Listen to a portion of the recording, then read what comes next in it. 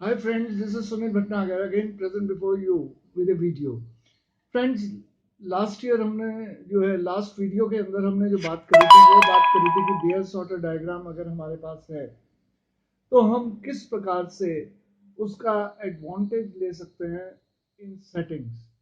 क्योंकि पुराने टाइम में जो है जैसे हम बात करें कि पहले के लोग जो थे इट इज इन 70s और 80s जो टाइम था उसमें हम हिट एंड ट्रायल करते थे और हिट एंड ट्रायल से जो है वो सेटिंग को ऑप्टिमाइज किया जाता था।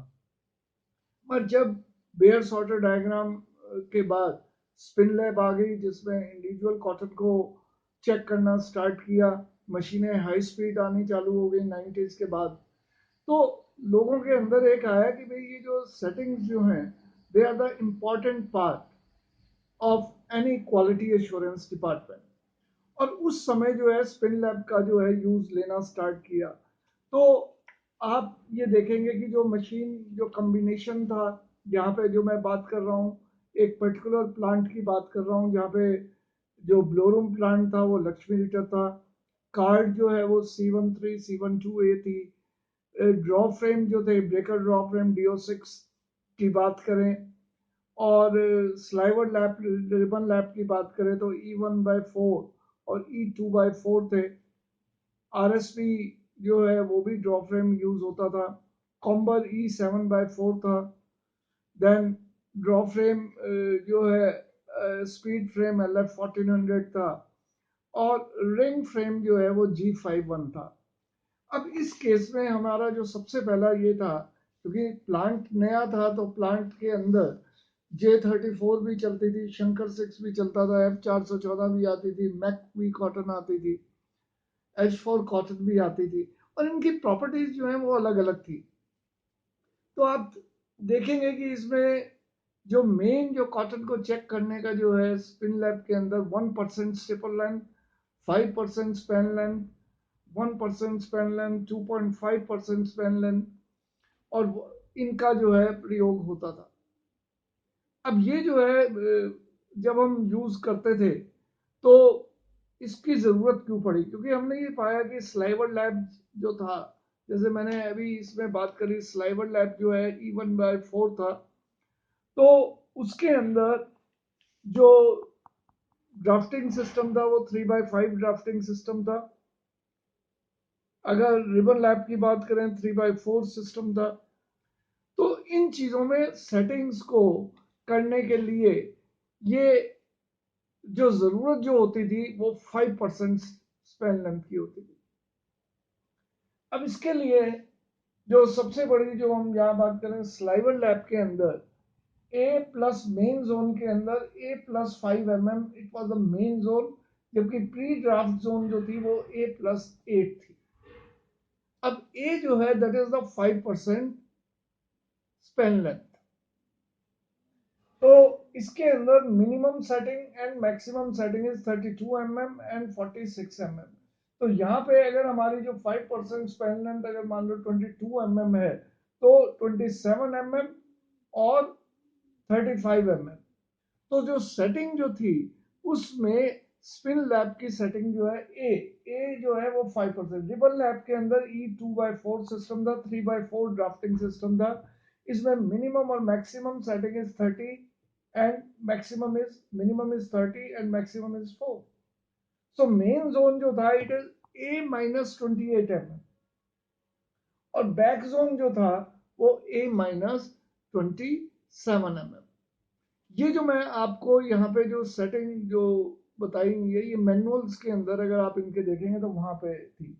अब कॉम्बर की अगर बात करें तो E7/4 था, यहाँ पे 2.5% स्पैनम यूज होता था।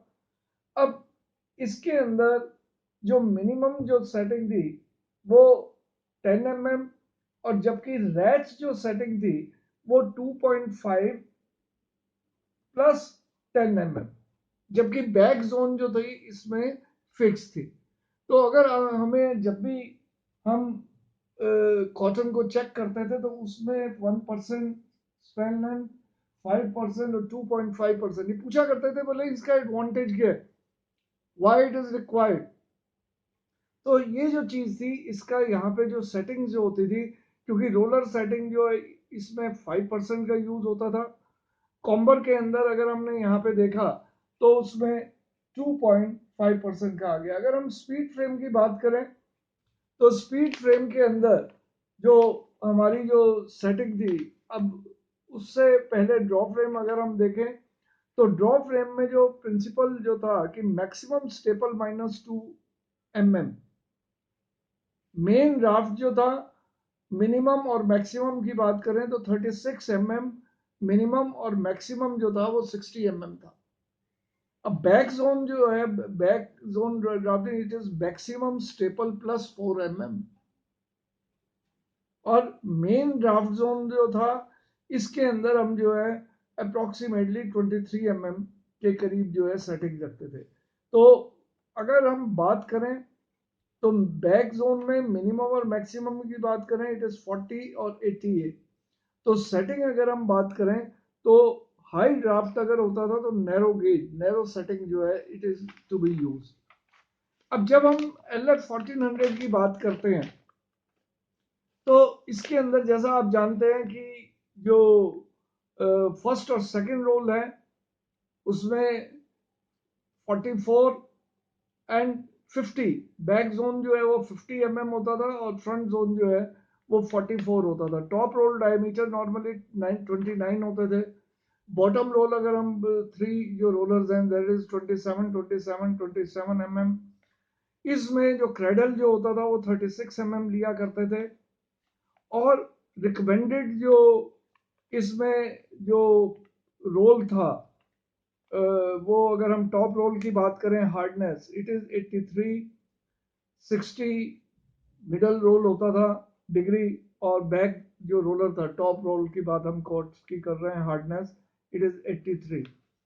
तो जो setting guide to front roller अगर हम देखें तो ये अलग जो है सेटिंग इसमें जो है यूज होती थी। अब रिंग फ्रेम की अगर बात करें तो यहाँ पे G51 रिंग फ्रेम होता था, 27 मिलीमीटर फ्रंट होता था, मिडल 25 mm और बैक जो है वो 27 होता था। कॉटन की बात हम यहाँ पे कर रहे हैं। तो क्रेडल जो है वो 36 mm होती थी। इसमें 51 अगर हम बात करें एंड 59.5 सेटिंग सेटिंग, तो बैक जोन जो है वो 59.5 होती थी और 51 mm जो है ये फ्रंट सेटिंग होती थी। ड्राफ्ट जो है जैसे G51 की हम बात करते हैं तो 17 टू 25 की हम जो है नॉर्मली ऑप्टिमम फ्रंट जो है ड्राफ्ट रखा जाता है। और इसको अगर हम देखें तो ये जो सेटिंग्स होती थी ये ज़रूरी होती थी कि कॉटन आप चेक करें, चाहे वो J34 है चाहे शंकर 6 है, क्योंकि हमने ये पाया कि इसका जो कॉटन का बिहेवियर है वो एवरी ईयर इट चेंजेस। तो उसको हिसाब से सेटिंग्स को अपने ऑप्टिमाइज करना, क्योंकि कॉटन जो शुरू में आती है उसके अंदर मॉइस्चर ज़्यादा होता है, उसका माइक अलग होता है, उसमें वैक्स भी होता है, और जैसे जैसे ये मॉइस्चर कम होता जाता है तो उसके हिसाब से आपकी जो सेटिंग है वो छोटी मोटी, क्योंकि ये जो सेटिंग्स हैं they are approximately actual depend on the trial and visual observation. तो friends this is all for today. मेरा ख्याल है कि आपको ये जो टॉपिक है ये समझ में आया होगा, और यहाँ पे मैं आपके लिए ये आप इसे देख सकते हैं कि किस प्रकार से हम सेटिंग में जो है वो स्पिन लैब के हिसाब से एडजस्ट करें। Thank you friends, have a nice day.